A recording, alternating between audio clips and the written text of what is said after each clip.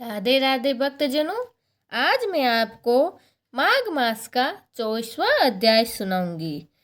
कल मैंने आपको 23वें अध्याय में बताया था कि कैसे राजा पाखंडियों की बातों में आके अपने धर्म की गति को बदल लेता है और कुकर्म करने लग जाते हैं। उसके पश्चात उसकी मृत्यु हो जाती है।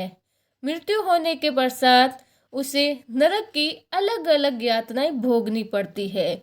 जो नरक की अलग अलग यातनाएं हैं उनके नाम और के कौन से वो नरक गया था वो सारे हम आपको 24वें अध्याय में बताएंगे।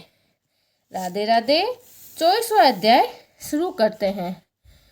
लोमस जी कहने लगे कि वह राजा पहले तो तामश्री नामी नरक में गया, फिर अंध तामश्री जहाँ पर अति दुखों को प्राप्त हुआ, फिर महारौरव, फिर काल सूत्र नामी महानरक में गया, फिर मूर्छा को प्राप्त हो गया, फिर मूर्छा से चेतना आने पर तापन और संप्रातनम नाम के नरक में गया।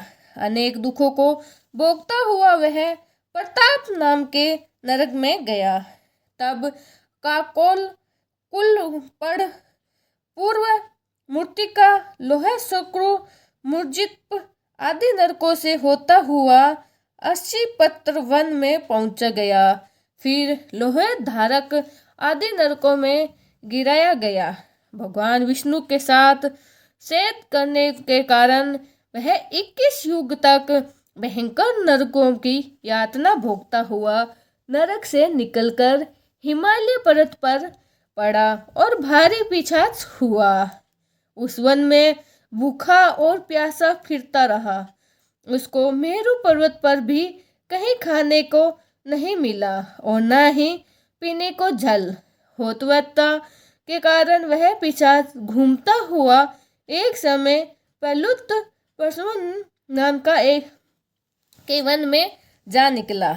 बेहड़े के वृक्ष के नीचे वह दुखी होकर हाय में मारा, हाय में मारा, हाय में मारा ऐसे जोर जोर से पुकारने लगा और फिर कहने लगा, भूख से दुखी मेरे इस जन्म का कब अंत होगा? इस पाप के रूपी समुद्र में डूबते हुए मुझको कौन सहारा देगा?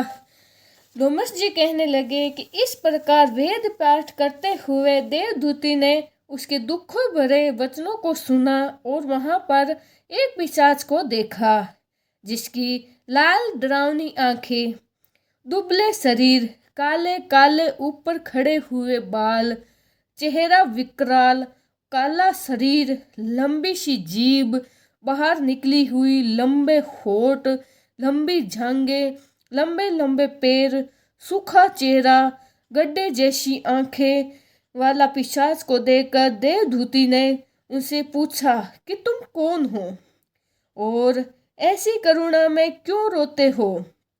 तुम्हारी ये दशा कैसे हुई और तुम्हारा मैं क्या उपकार करूं? मेरे आश्रम पर आ जाने से कोई प्राणी दुखी नहीं जाता और वैष्णव लोग आनंद ही करते हैं। सो हे भद्र, तुम अपने इस दुख का कारण जल्दी कहो, क्योंकि विद्वान मनोरथ पाने के लिए विलंब नहीं किया करते। ऐसे वचन सुनकर प्रेत रोना बंद करके विनती भाव से कहने लगा कि हे दिवज, किसी बड़े पुण्य से मुझको आपके दर्शन हुए हैं। बिना पुण्य के साधुओं की संगति नहीं होती है और फिर उनसे पहले जन्म का वृत्तांत कहा कि भगवान विष्णु के देश के कारण मेरी यह दशा हुई है। जिस हरि का नाम यदि अंत समय में मनुष्य के मुख से निकल जाए तो मनुष्य विष्णु पद को प्राप्त होता है। जो सबका पालन करता है उसी से मैंने देश किया। यह सब मेरे कर्मों का दोष है जिसकी ब्राह्मण तप द्वारा प्रार्थना करते हैं।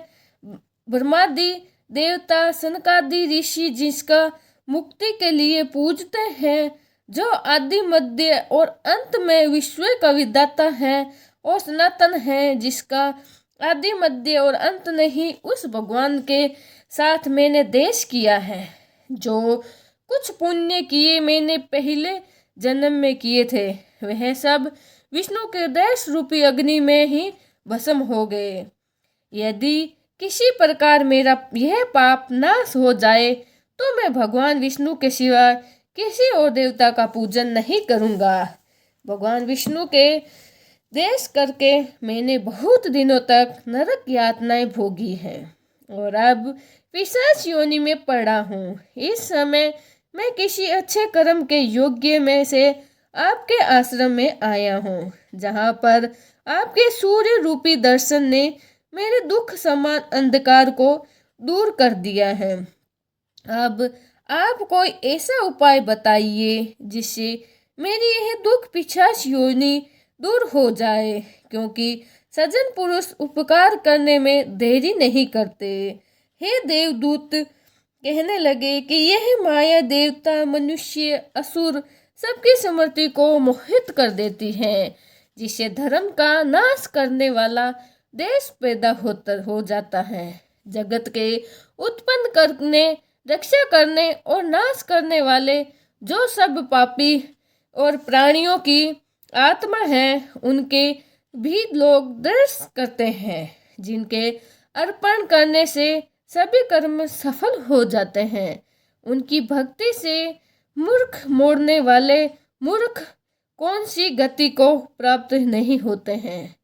चारों वर्णों का वेदोक्त हरि का भजन करना ही उत्तम है, अन्यथा कुमार्ग में चलने वाले मनुष्य नरक के गामी होते हैं। इसी कारण वेद विदुर कर्मों का त्याग करना चाहिए।